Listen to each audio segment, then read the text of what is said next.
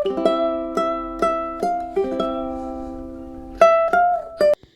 Morning student, कैसे हैं आप सभी। आई होप कि अच्छे होंगे। मेरी कक्षा में आप सभी का स्वागत है।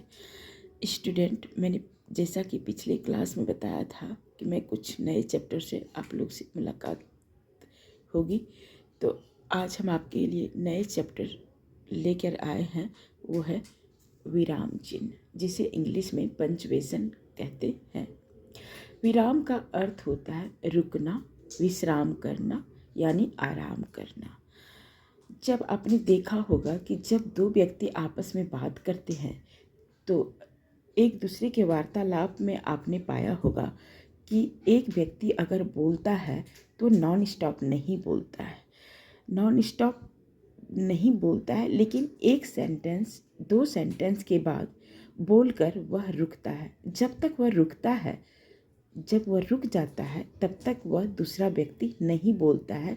जब पहला व्यक्ति रुक जाता है तभी दूसरा व्यक्ति उसके बाद वो बोलता है, चाहे तो उसके प्रश्नों का जवाब देता है, चाहे तो उसके रिगार्डिंग कुछ अलग तरह की बातें बोलता है। यह वक्ता जो है अपने मनोभावों को व्यक्त करता है और बीच बीच में रुकते हैं।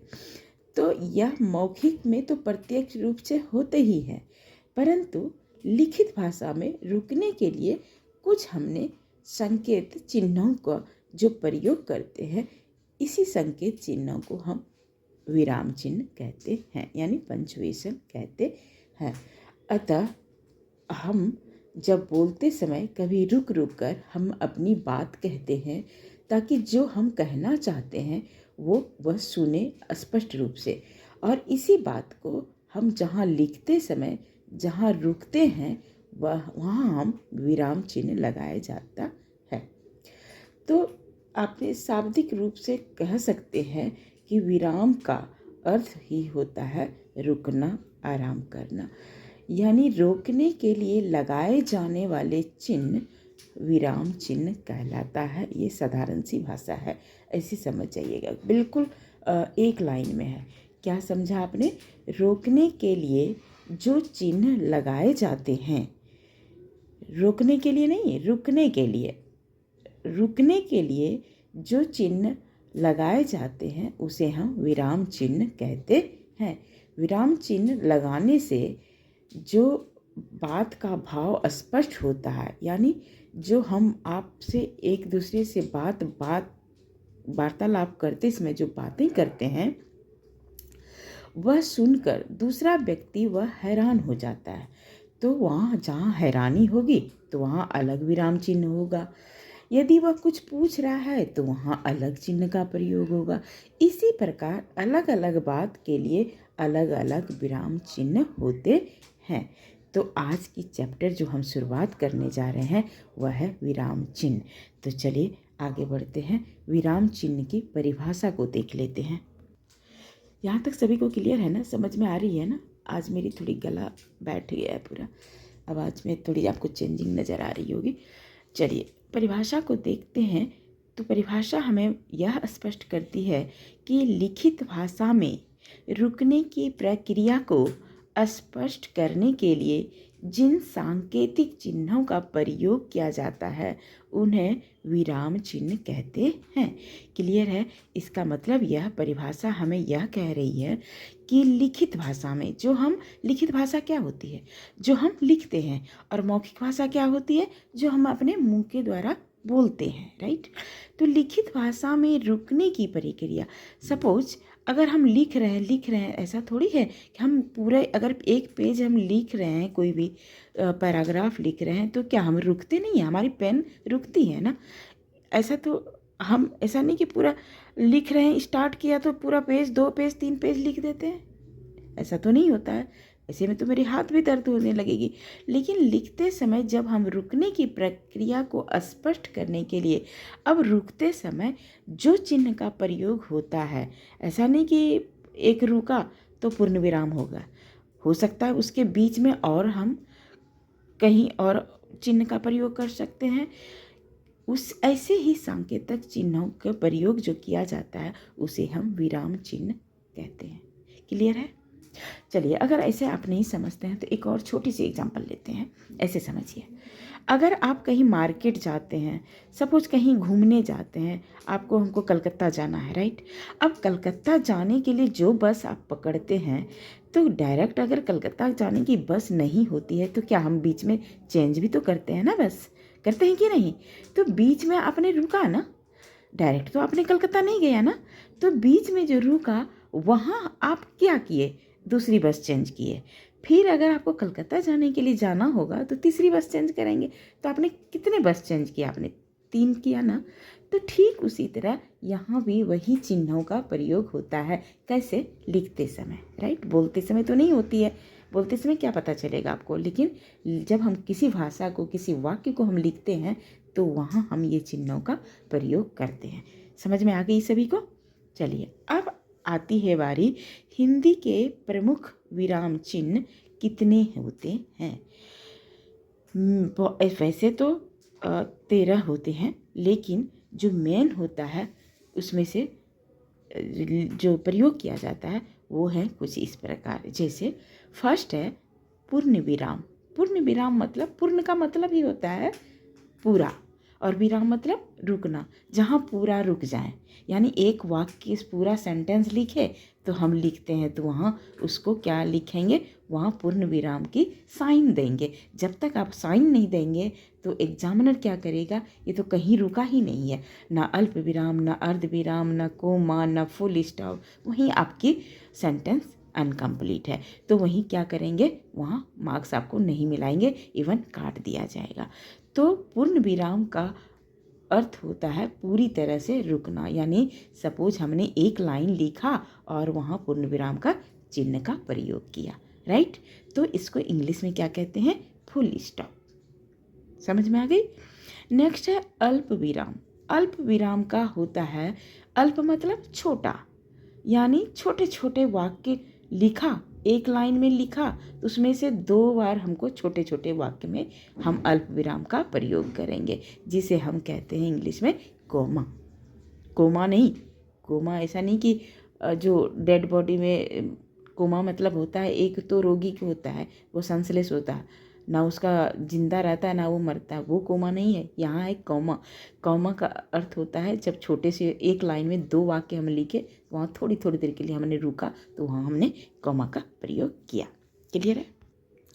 जैसे मधुर बोली कोमा, सब खाना खाकर घूमने चलेंगे। तो आपने देखा बीच में छोटी सी वाक्य लिया पहले, ये हमेशा बड़ी वाक्य में नहीं लगती है, ये छोटी सी वाक्य में, जैसे मधुर बोली उसके बाद ही लगेगी कोमा। तो 2 शब्द लिखा फिर कोमा, और उसके बाद पूरी सेंटेंस हमने क्या किया, सब खाना खाकर घूमने चलेंगे। तो यहाँ इसे हम अल्प विराम कहते हैं। अल्प मतलब होता है थोड़ा, यानी थोड़ी जगह रुकना। समझ में आ गई। थर्ड है अर्ध विराम। अर्ध विराम का होता है इंग्लिश में जिसे सेमी कॉलम कहते हैं, जहाँ अल्प विराम से यानी ऊपर में हमने क्या पढ़ा, अल्प विराम, जहाँ 2 शब्दों के बीच में लग जाता है कोमा। जहाँ अल्प विराम से अधिक पूर्ण विराम से कम रुकना होता है, वहाँ अर्ध विराम का चिन्ह का प्रयोग किया जाता है। यानी 2 उपवाक्यों के संबंध में जो बीच में अर्धविराम चिन्ह लगाया जाता है उसे हम अर्धविराम कहते हैं। यानी उसका साइन है ऊपर पॉइंट, नीचे कॉमा, राइट। जैसे एक एग्जांपल को देख लेते हैं, मन लगाकर पढ़ो। अब मन लगाकर पढ़ो, उसके बाद ये अर्धविराम लगा के उसके बाद लिखेंगे परीक्षाएं आरंभ होने वाली है। तो अक्सर हम कोई भी टीचर बोलते हैं मन लगाकर पढ़ो, परीक्षाएं जो है आरंभ होने वाली है, यानी शुरू होने वाली है। नंबर 4 है प्रश्नवाचक चिन्ह। बहुत इजी है, जिसे आप इंग्लिश में क्वेश्चन मार्क कहते हैं। प्रश्नवाचक वाक्यों के अंत में इसे लगाया जाता है। सपोज कोई भी प्रश्न का, जैसे भी कोई भी सेंटेंस क्या, किससे, कौन अगर होता है तो उसके लास्ट में इंग्लिश में क्वेश्चन मार्क लगाते हैं ना, तो ये है हिंदी में आपको उसको बोलते हैं प्रश्नवाचक चिन्ह। ये वेरी सिंपल है। आपको पता कैसे चलेगा एग्जाम में, जब आपको प्रश्न में पूछा जाएगा तो उस जैसे ही प्रश्नवाचक, जैसे उसको एक एग्जाम्पल, आप कहाँ रहते हैं, तो कहाँ क्या हो गया, क्वेश्चन मार्क। क्वेश्चन मार्क उसके लास्ट में आपको उसका साइन दिया रहेगा और आपको बिना सोचे विचारे जहाँ क्वेश्चन मार्क होगा वहाँ आपको ये प्रश्नवाचक चिन्ह लगा देना है, राइट। नेक्स्ट है योजक चिन्ह। योजक चिन्ह होता है एक छोटा सा डैश, एक बड़ा सा डैश होता है, उसमें से एक छोटा सा डैश होता है। इस चिन्ह का प्रयोग समानार्थी तथा विपरार्थी शब्द युग्मों के बीच शब्द तत्पुरुष समास में होता है। कौन सी समास में? तत्पुरुष में, लेकिन द्वंद्व समास में। कैसे?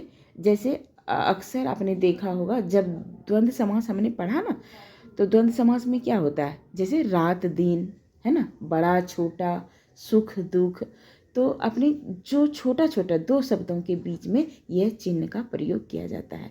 ऐसे में जैसे दाल भात, है ना, दाल भात, तो दो शब्दों में छोटा अपोजिट भी है, विपरीतार्थक मतलब उल्टा, और समानार्थी मतलब एक जैसा। तो ठीक है, तो इस चिन्ह का प्रयोग जो है दोनों जैसे, जिसमें समानार्थी भी हो विपरीतार्थक भी हो, यह द्वंद्व समास तत्पुरुष में ऐसे चिन्हों का प्रयोग होता है। फॉर एग्जाम्पल, रात रात, जब जब, रात दिन, दाल भात, सुख दुख, जीवन मरण, ऐसे करके इसमें योजक, छोटा वाला योजक चिन्ह डैश का प्रयोग किया जाता है, जिसे हम योजक चिन्ह कहते हैं। योजक चिन्ह को हमने इंग्लिश में क्या कहते हैं? हाइफन। ठीक है, चलिए नेक्स्ट है विस्मयादि बोधक चिन्ह। अब विस्मयादि बोधक का भी बहुत सिंपल है। उसका साइन है ऊपर एक डंडी और नीचे एक छोटा सा पॉइंट, राइट। उसको इंग्लिश में कहते हैं मार्क ऑफ एक्सक्लेमेशन। तो ऐसे सब ये भी बहुत ईजी है। जिस तरह प्रश्नवाचक चिन्ह ईजी होता है ना, उसी तरह इसमें ईजी होता है। तो इसको ऐसे विस्मयादि बोधक कैसे शब्दों में लगाया जाता है, जैसे हैरानी, शोक, घृणा, इस टाइप से हो तो इसमें लगाया जाता है। जैसे एग्जाम्पल को देख लेते हैं। ओह, विस्मयादि बोधक, कितनी गर्मी है, जन्मदिन की शुभकामनाएं, लास्ट में विस्मयादि बोधक चिन्ह का प्रयोग होगा। तो एक हर्ष भी है, खुशी भी है, घृणा भी है, विस्मय भी है। ऐसे भाव को व्यक्त करने वाले में विस्मयादि बोधक चिन्हों का प्रयोग किया जाता है। नंबर 7 है निर्देशक चिन्ह। मैंने बोला था कि योजक चिन्ह में छोटा सा डैश लगता है, लेकिन निर्देशक चिन्ह में बड़ी सी चिन्ह लगता है। अब निर्देशक चिन्ह को इंग्लिश में क्या कहते हैं? वो भी होता है डैश, लेकिन यहाँ एक डायरेक्शन दे रहा है। निर्देशक मतलब निर्देश देना, आदेश देना। तो इस आकार में योजक से क्या होता है? बड़ा सा डैश होता है। डैश दोनों में होता है, लेकिन वहाँ क्या देखा? छोटे छोटे वाक्यों में, जैसे दाल भात, तो वहाँ एक छोटा सा डैश लग गया, लेकिन यहाँ बड़ा डैश लगाना है। तो किसी भी इस आकार में योजक से बड़ा होता है। इसका प्रयोग किसी कथन मतलब कथा, कहानी से पहले लगता है। यानी जो काम बोला जाए, जो काम कहा जाए, उसमें से यह चिन्ह बड़ा लगता है। सपोज माँ कहती है, अब बड़ा चिन्ह लग जाएगा। क्या लगेगा? निर्देशक चिन्ह। माँ कहती है, बड़ा सा डैश लग के फिर लिखेंगे सदा समय पर काम करना चाहिए। तो यहाँ जो है निर्देशक चिन्ह लग जाएगा, यानी बड़ी वाली डैश लग जाएगी। यानी अपनी बात को स्पष्ट करने के लिए जब कोई उदाहरण देता है तो वहाँ संवादों के नाम से यह निर्देशक चिन्ह लगाया जाता है। जैसे विशाल, फिर ये निर्देशक चिन्ह, तुम मेरे घर आना। समझ में आ गई? तो आज हम यहाँ 7 तक रहने देते हैं। एक ही दिन बहुत लेंदी हो जाएगी। धीरे धीरे इसको समझेंगे, धीरे धीरे पढ़ेंगे, कुछ एग्जाम्पल के द्वारा पढ़ेंगे लास्ट में। तो आज की क्लास मैं यहीं ख़त्म करती हूँ, और नेक्स्ट क्लास में जितने भी बचे हुए हैं हम सबको एग्जाम्पल के साथ पढ़ेंगे। तो आज की क्लास मैं यहीं ख़त्म करती हूँ। चाहते चाहते मैं आपसे एक सूचना है आप लोगों के लिए कि जो लोग 10th में एग्ज़ाम दे रहे हैं इस बार, उसके लिए सीबीएसई ने गाइडलाइंस आपके साइट पे, वेबसाइट पे दिया हुआ है कि सीबीएसई का बोर्ड का एग्ज़ाम जो है 15 फ़रवरी से है, यानी स्टार्ट है। और उसमें से हिंदी का डेट शीट आप देख लीजिएगा, उसकी साइट में दे रखा है। और अगर मैं आपसे आग्रह करती हूँ, अनुरोध करती हूँ कि कोई भी अगर आपको एग्ज़ाम के नज़दीक आपको कोई भी चैप्टर से दिक्कत हो रही है, कठिनाई का सामना करना पड़ रहा है आपको पढ़ने में, समझने में, तो आप मुझे कमेंट के द्वारा ज़रूर बताइएगा। चाहे वो कोई भी चैप्टर हो, हम जो समझ में नहीं आ रही हो तो मैं उस चैप्टर को रिवीजन कर दूँगी। तो चलिए आज की क्लास में यहीं ख़त्म करती हूँ। मिलते हैं अगली कक्षा में, बाकी के बच्चे को हल करेंगे। तब तक के लिए पढ़ते रहिएगा। तब तक के लिए take care and bye bye.